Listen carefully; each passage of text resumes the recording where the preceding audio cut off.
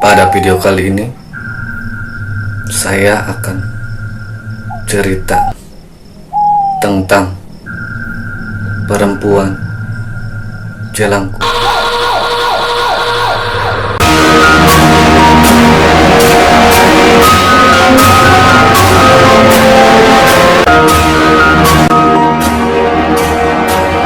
Halo sobat semua, kembali lagi dengan Fahmi Channel. Pada kesempatan ini saya akan bercerita tentang cerita pendek perempuan jelangkung. Jelangkung yang konon katanya permainan boneka kayu yang erat dengan kekuatan gaibnya. Oke sobat semua, sebelum mulai pembahasannya, sebagai dukungannya sobat semua jangan lupa subscribe agar tidak ketinggalan update video-video yang selanjutnya. Lasmi kecil kini sudah mulai beranjak remaja. Meski kaki sebelah kirinya tetap mengecil akibat terkena polio sejak masih bayi, tetap tidak mengurangi kecantikan yang dimilikinya. Kecantikan alami yang diwarisi dari almarhum ibunya, Suminah. Lasmi tumbuh bagai bunga yang sedang mekar. Postur tubuhnya tinggi semampai. Rambutnya ikal dibiarkan terurai bak kembang bakung. Pipinya meranum seperti buah tomat yang menggoda untuk segera dipetik. Maksa Nipah. Sejak kematian Suminah anak semata wayangnya itu, praktis harus siap kejatuhan sampur. Ia mesti mengambil alih merawat Lasmi. Dan Maksa Nipah bukan tidak menyadari bahwa cucunya itu semakin hari semakin mencuri perhatian, khususnya bagi para kaum lelaki yang tukmis. Tentu saja perempuan berusia 60 tahun itu tidak akan membiarkan Lasmi menjadi objek tontonan, apalagi menjadi bahan obrolan yang bisa jadi menimbulkan pikiran mesum di kepala para lelaki bermata jalang itu. Ia sangat berhati-hati dalam menjaga Lasmi. Tak sekalipun ia membiarkan Lasmi pergi sendirian. Kemanapun cucunya itu melangkah selalu dikawalnya. Sementara itu, sudah lama orang-orang menganggap Maksa Nipah adalah sosok perempuan aneh dan misterius karena hidup menyendiri selama bertahun-tahun. Selain itu ia juga diduga memiliki ilmu klinik, yakni bisa memanggil arwah orang yang sudah meninggal dan makhluk gaib. Tuduhan orang-orang kian santer manakala diketahui Maksa Nipah memiliki boneka mistik. Boneka gayung yang terbuat dari tempurung kelapa yang didandaninya selayak manusia. Boneka tempurung itulah yang kemudian dikenal penduduk kampung sebagai jelangkung. Kabar yang berembus, boneka jelangkung milik Maksa Nipah bisa bergerak-gerak sendiri. Terutama saat Maksa Nipah membacakan mantra yang diiringi dengan ritual pembakaran kemenyan.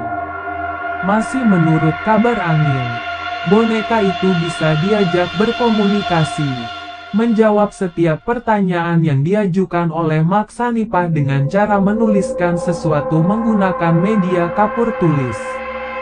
Kapur tulis itu sengaja diikat pada salah satu ujung ruas bambu yang dipasang melintang pada bagian leher boneka. Konon Maksa Nipah mewarisi ilmu bisa menghidupkan benda mati itu dari nenek moyangnya yang masih keturunan Tionghoa. Sekarang Maksa Nipah sudah merasa begitu tua. Ia berpikir sudah waktunya mewariskan boneka jelangkung yang dimilikinya itu kepada orang yang dianggap layak dan sanggup menerimanya. Dan pilihan itu tentu saja jatuh kepada Lasmi, cucu kesayangan satu-satunya. Maka sore itu ketika matahari baru saja tergelincir di ufuk barat, dipanggilnya Lasmi yang tengah duduk termenung di dalam kamarnya. "Las, kemarilah. Nenek ingin bicara denganmu." Suara Maksa Nipah terdengar parau. Lasmi bergegas beranjak dari duduknya. Langkahnya terseok. Nyaris kaki kirinya yang lemah tersandung dingklik kursi kecil yang melintang di dekat pintu. "Ya, Nek, mau bicara soal apa?" Gadis yang baru beberapa kali mendapatkan haid itu mengambil tempat duduk di sisi amben, menjejeri neneknya. "Tentang boneka jelangkung ini, Las." Maksa Nipah mengangkat tinggi-tinggi boneka di tangannya. Seketika wajah Lasmi memucat. "Pasti, seperti bulan perawan yang bangun kesiangan. Entah mengapa melihat penampilan boneka di tangan neneknya itu rasa takut mendadak menjalari sekujur tubuhnya. Lasmi bahkan tak mampu menggerakkan ke-10 jemari tangannya. Sementara Maksanipah terlihat mulai sibuk. Ia menggoyang-goyangkan tubuh boneka tempurung di tangannya sambil membaca mantra. Kemudian secara tiba-tiba ia melompat dari tempat duduknya dan bersila di dekat jendela. Tangan kirinya yang kurus memercikkan sedikit demi sedikit kemenyan di atas bara arang yang sejak tadi sudah disiapkannya. Sementara tangan kanannya masih erat memegangi boneka jelangkung. Jelangkung, jelangsat, di sini ada pesta. Datanglah, datanglah, menyusuplah. Datang tak diantar, pulang tak dijemput. Suara Maksanipah terdengar sengau.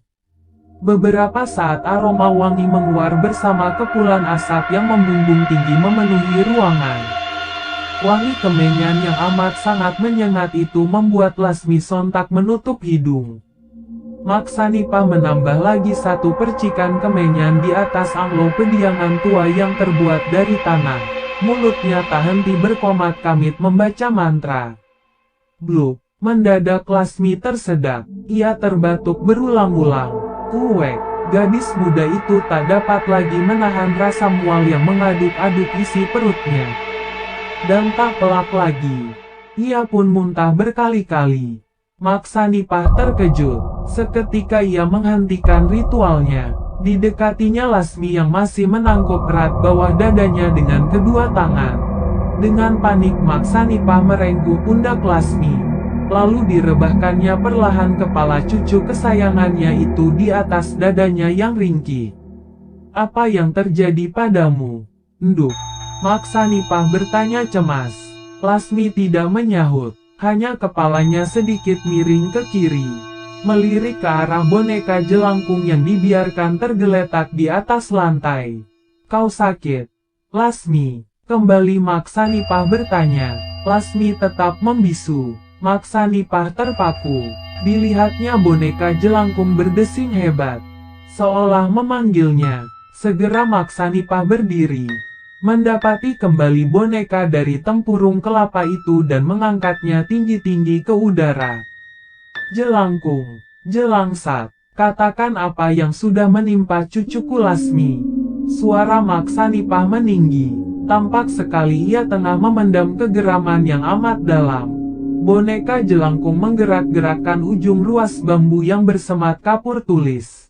Maksanipah segera tanggap. Diraihnya papan kecil di bawah kolong meja. Kejadian selanjutnya adalah boneka jelangkung di hadapan Maksanipah mulai mencoretkan kalimat. Lasmi hamil. Maksanipah terperangah. Oleh siapa? Maksanipah terpekik dengan suara gemetar. Oleh orang yang sama. Orang yang pernah merenggut keperawananmu. Juga anakmu Suminah. Maksanipah merasa sekujur tubuhnya melunglai. Dadanya yang rata melesak dipenuhi luka yang amat nyeri. Biadab sekali kau Basuki. Ceritnya sebelum tubuh rentanya ambruk menggelosor di atas ubin yang dingin. Sementara itu, Lasmi cantik masih tergugur diam di atas amben.